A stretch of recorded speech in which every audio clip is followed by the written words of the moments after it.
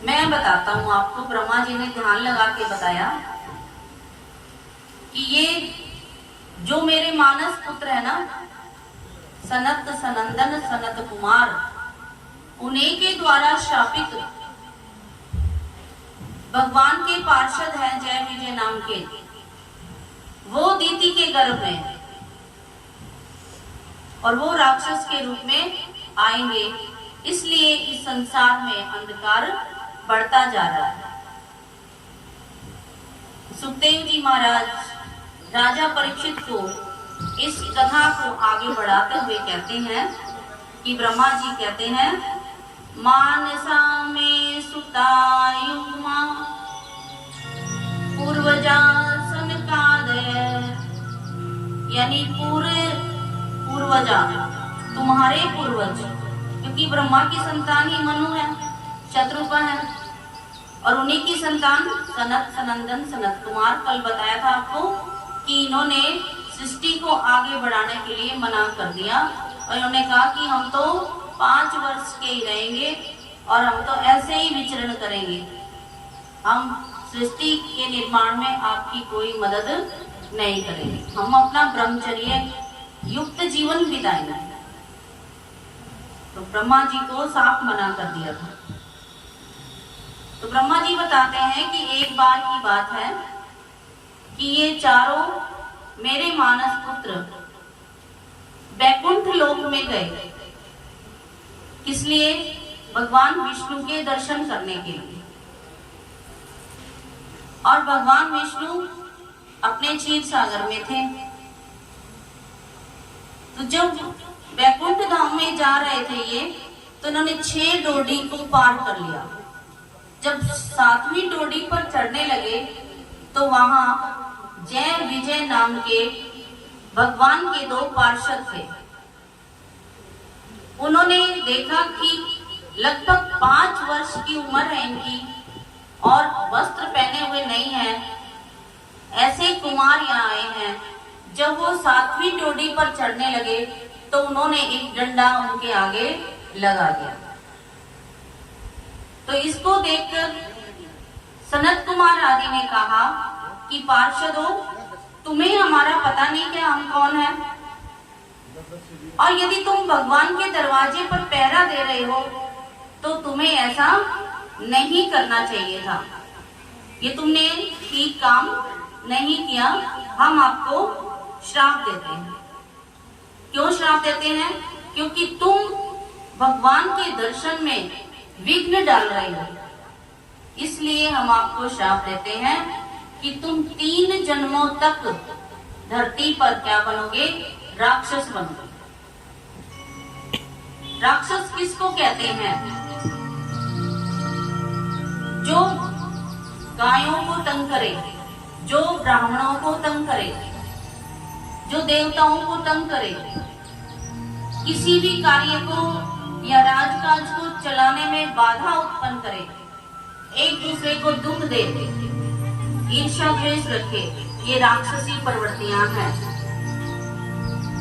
हमारे अंदर भी हैं कुछ, लेकिन उनकी मात्रा इतनी अधिक नहीं है। हमारे अंदर क्या क्या है? काम, क्रोध, लोभ, मोह, अहंकार, ईर्ष्या, द्वेष, नफरत, वैर भावना, लड़ाई झगड़ा करने की भावनाएं, ये सबके अंदर हैं। मौका पड़ने पर ये चूकते नहीं है। देखिए, यदि किसी व्यक्ति के घर में किराएदार है और वो अच्छी किराएदार नहीं है, साफ सफाई नहीं रखते, किसी आए हुए का सम्मान नहीं करते, तो मकान मालिक ये चाहेगा कि ये किराएदार बदल दे तो अच्छा है, ये ठीक नहीं है। तो एक मकान मालिक अपने मकान में अच्छे किराएदार को चाहेगा। ऐसे ही हमारा मन है। हमारे मन के अंदर यदि अभी बताया ना जिनका नाम काम क्रोध आदि, यदि ये रहते हैं तो हमारा मन दूषित होगा, अच्छा नहीं होगा। खुश तो हम भी नहीं रह सकते। हमें क्या क्रोध करके खुशी मिलती है? नहीं ना। लोभ करके भी खुशी नहीं मिलेगी, मोह करके भी खुशी नहीं मिलेगी, अहंकार करके भी खुशी नहीं मिलेगी। तो हमें भी अपने मन रूपी मंदिर के अंदर अच्छे किराएदार बैठाने चाहिए। वो कौन से हैं? एक दूसरे के प्रति प्रेम, सद्भावना, सहयोग, परोपकार की भावना। किसको क्या चाहिए उसको वही वस्तु प्रदान करने की भावना, लड़ाई झगड़ा ना करें। तो ये किराएदार हमारे मन में हो, तभी हम कहते हैं मन मंदिर में ला पड़ा, झाड़ू रोज लगाया कर। तो झाड़ू यानी मन की सफाई हमें करनी चाहिए। यदि मन गंदा है तो हमारा जीवन ही खराब हो जाए। प्रथम दिवस की कथा में ये बताया था कि धुंधली जो थी, जब तक थोड़ा सा इधर उधर की बातें ना कर लेती तो उसका मन नहीं लगता। फेसबुक वाला ही है। तो इसी तरह हमारे मन के अंदर भी ऐसी दुर्भावनाएं नहीं होनी चाहिए। मन हमारा साफ सुथरा होना चाहिए, जिससे हमारी खुद का जीवन भी संवरेगा और अंत समय में मुक्ति भी मिलेगी, यानी अंतमति सो गति भी हमारी होगी।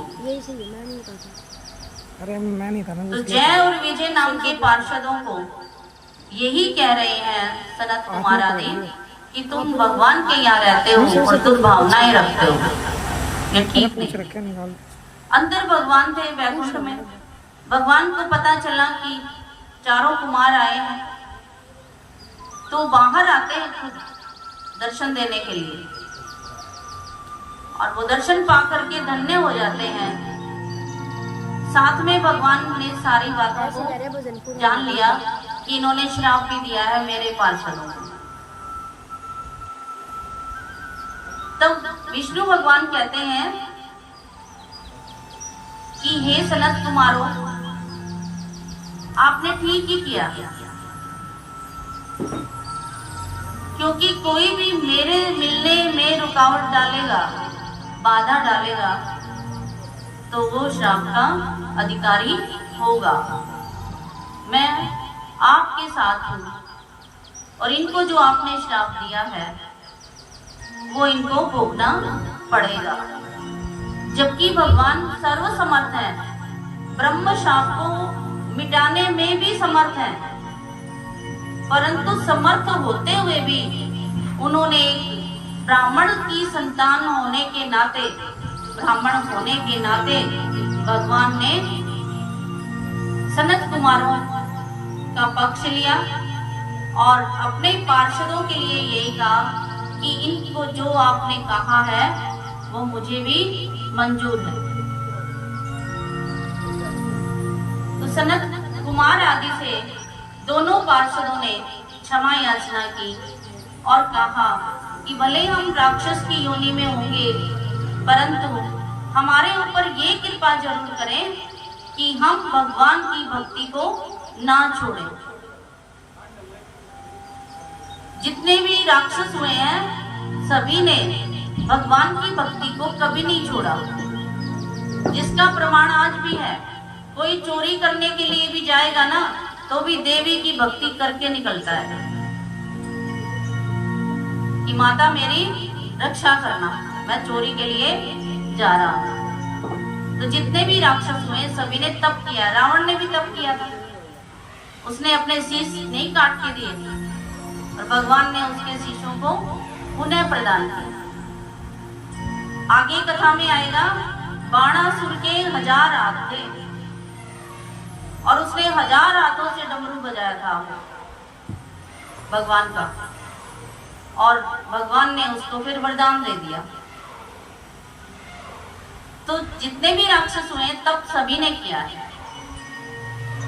तब के बल पे ही असुरता बढ़ी है और तब के बल पे ही सच्चाई बढ़ती है। तब के बल पर सब कुछ होता है। तो जय विजय नाम के पार्षदों को भगवान ने कहा कि ये जो कुछ हुआ है मेरी मर्जी से हुआ है। पहले भी कह रहे हैं कि आपने एक बार बैकुंठ में आने से लक्ष्मी जी को रोका था, तब भी लक्ष्मी जी ने श्राप दे रखा है पहले ही तुम्हें, तो ये 3 जन्म तक आपको राक्षस योनि में जाना ही होगा, लेकिन हर जन्म में मैं तुम्हारे साथ होऊंगा। ये भी साथ में भगवान ने वरदान दिया। बोलिए कृष्ण कन्हैया लाल की, सावरिया सरकार। Please subscribe, like, and share.